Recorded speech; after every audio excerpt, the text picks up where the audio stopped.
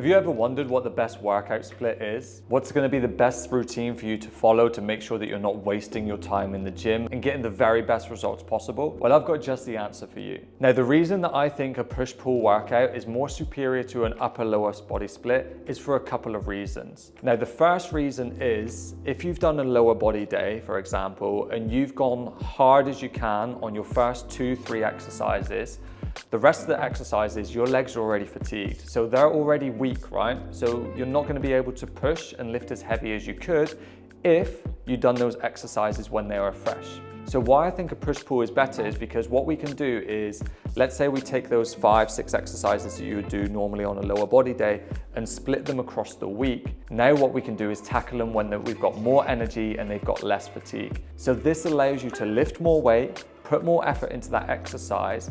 And also the other reason that I found is, again, if you do a lower body day correctly, your body is drained, you are knackered and so fatigued. When you tend to split it between upper lower body during one session, so working all your pushing muscles, working all your pulling muscles on the same day, you just have less fatigue. You have more energy to put into the exercises, you recover easier from the session, and that just allows you to train harder and recover better all week. So what I'm gonna do is I'm gonna share with you, if I was to program you a push-pull workout, the exercises that I would be looking to do that for to make you feel better in the gym, get more out of your sessions, and ultimately better results to tone up. So this first bunch of exercises is going to be the exercises that I want you to perform on your push day. So we're going to be focusing on your quads, your chest, your shoulders, and your triceps throughout this session. Now the first exercise that we're going to get you to do is we're going to do a single leg press. Now this is going to be great for building up the quads, but also because we're doing it on a stable machine, we're able to train harder during that movement. Now what I would get you to do for your first lower body exercise and your first upper body exercise is perform some warm-up sets first, okay? Just to get your body prepped and ready for the workout you're about to do. We don't need to have some extravagant workout of you doing some cardio and some mobility stuff. Just focus on practicing the movement that you're about to perform, and this is going to be the best way for you to be able to warm up for this workout. Then after you performed your 2 warm-up sets, it's time to get into the actual exercise. So for the single leg press, the main thing I want you to focus on is pulling your bum into the seat as hard as you can. And then when you're coming down to the bottom of the movement, make sure you're getting a nice pause and then driving up to the top, okay? What we don't want to do is rush the movement bouncing up and down. We want to take our time in this exercise, build as much tension as we can, and make sure we're using those intended muscles for the workout. So after we've hit your quads in a lengthened range of movement, which is what we're doing when we do the leg press, we're going to be working them in an isolation exercise, and we're going to work them in a shortened range of movement, okay? So this exercise here, the leg extensions, is going to solely focus on the quads during this exercise. What we want to do for this one is make sure again that you're pulling your bum into the seat as hard as you can, okay? If you don't create that stability, as you push the weight up, your bum's going to naturally want to lift up into the air. So what we need to do is pull down, create as much stability as you can, and then from here, what I want you to think about doing is really contracting your quads and getting a nice pause at the top. Again, an issue that I see people doing during this exercise is they bounce the movement as they come up and don't control it. So what we want to focus on is really contracting the quads, get a nice pause, and then a nice slow release, so we're making sure that we're using those and not momentum instead. Now we're going to move into your upper body pushing muscles, and the first exercise we're going to do is go into an incline dumbbell chest press. Like I said, what I want you to do first is make sure you do a couple warm-up sets for your first upper body exercise as well as lower body, and then from here you'll be able to be nice and warmed up and crack on with the workout. So for this exercise, what we're going to be targeting is your upper chest, your shoulders, and your triceps. What we want to do is have the bench on a slight incline so we can push more of the tension towards the upper chest and the shoulders. What we want to make sure is we're pulling the elbows down away from each other, kind of like in an arrow position. What I mean by that is the elbows not being out nice and wide, but slightly tucked in like an arrowhead. From here, think about driving the elbows into that top position, slowly pulling them out away from each other, pausing, and then driving back up to the top like so. The next exercise we're going to move into upper body is a cable lateral raise. Now the really good thing about performing these on a cable machine rather than dumbbells is that there's constant tension on the muscle throughout the entire range of movement. Whereas when you use dumbbells, from about here down, that tension drops off with gravity. So what we want to do from here is slightly push in front of the body up to the top and then slowly release on the way down. Now, one thing that I will say about these is you probably want to start off around a 6 up to a 12 rep range.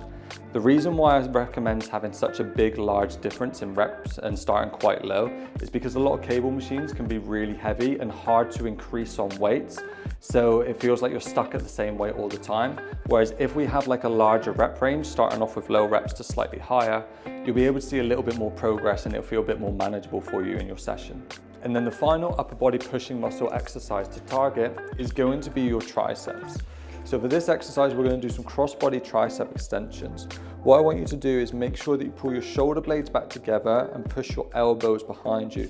We don't want to allow them to move back and forward as we do this exercise.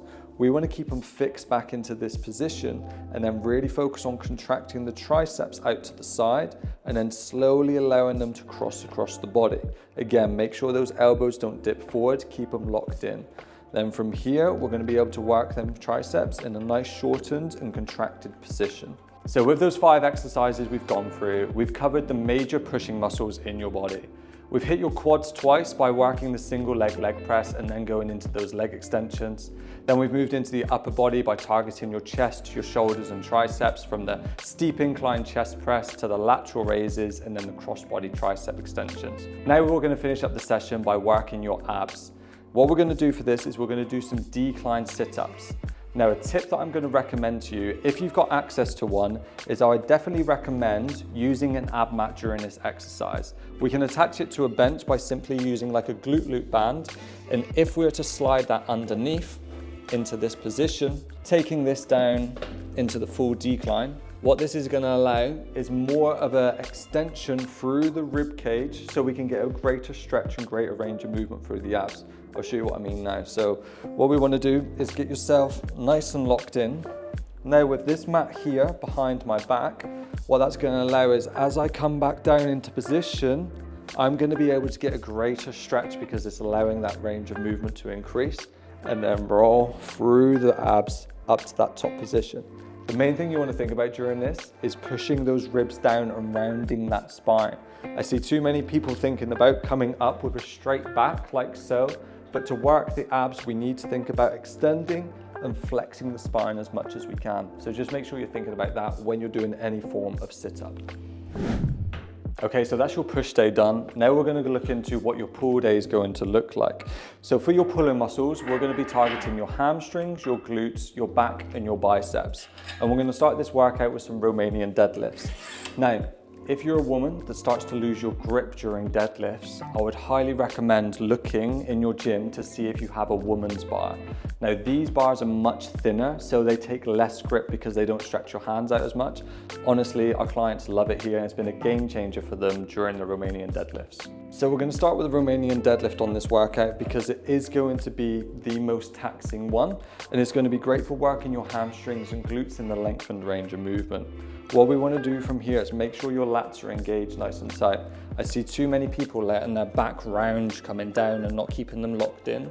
So the main thing I want you to focus on is locking those armpits in nice and tight, soft bend at the knee, and then think about pushing your bum back and up while shaving your legs with the bar. From here, what you want to do is get a nice pause and then think about driving those hips up to that top position. Don't over thrust at the top. This isn't more glutes, but a lot of people think it does do that. So we want to make sure that as we come back towards the top position, we're just standing in a straight line and then repeating the movement on the way back down. Now we're going to move into an isolation exercise for your hamstrings. Just like on the pushing day where we've done a compound exercise for the quads and then an isolation exercise for the quads, we're going to do the same right here for those hamstrings. On the first exercise, we've done your hamstrings and glutes. Now we're going to isolate those hamstrings fully by doing them through a shortened range of movement. So when it comes to the lying hamstring curls, the first thing that we want to make sure of is that we keep our hips pinned down during the exercise. What we want to avoid is lifting your bum up as high as you can into the air, because this is going to shorten the range of movement and take some of that tension away from those hamstrings. What we also want to make sure is that we're not turning our feet out as we come up. This is going to put quite a lot of pressure on the knee instead, because you are not lining our joints up.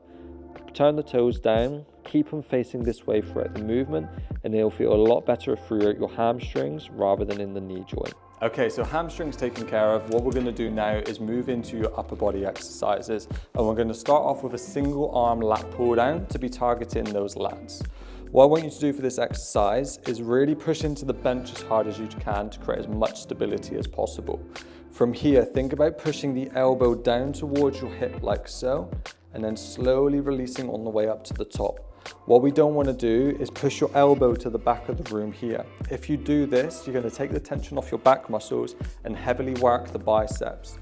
What we want to do again is just really think about driving that elbow down into this position, squeezing those lats, and then slowly releasing on the way up to get a stretch in that back before returning back down to the bottom. The next exercise we're going to roll into is a chest supported seated row. Now, because we've already heavily targeted your lats on the single arm lat pull down, what I want you to do is use the higher grip on here. When we use the higher grip and drive the elbows out into this position, what we're going to do is target more of the rear delts and the upper back. Make sure that you get a nice stretch at the front so you're separating them shoulder blades, and then you're really going to think about driving those elbows back, squeezing between the shoulders before slowly releasing back on the way forward. And the fifth exercise we're going to roll into is some face away cable curls. Now, what I want you to think about during this exercise is not pushing your arms up into position where the elbows drag forward. We need to keep those elbows back behind us if we want to make sure that all the tension stays in those biceps. From here, get that full stretch and pause, and then really squeeze those biceps up into position, and then slowly release back behind you down to the bottom of the movement. Okay, so now we've hit the major pulling muscles of your body. We've hit your hamstrings, your glutes, we've hit your lats, your upper back, done your biceps, and now what we're going to finish the workout out with is your obliques. So what we're going to do for this exercise is some cable oblique rotations.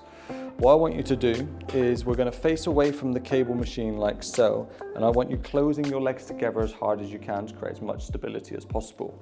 What we're going to do is set up the rope roughly in line with your shoulder height, okay? To start the movement, we're going to push out in front of our body here, take the obliques nice and tight, and what I want you to think about is that you've got a pole going through the middle of your body, and that's what you're going to be spinning on. So from here, I'm thinking about slowly spinning on that pole, twisting my body around as far as I can, and then I'm going to use my obliques to contract and pull me around to the front of the position again.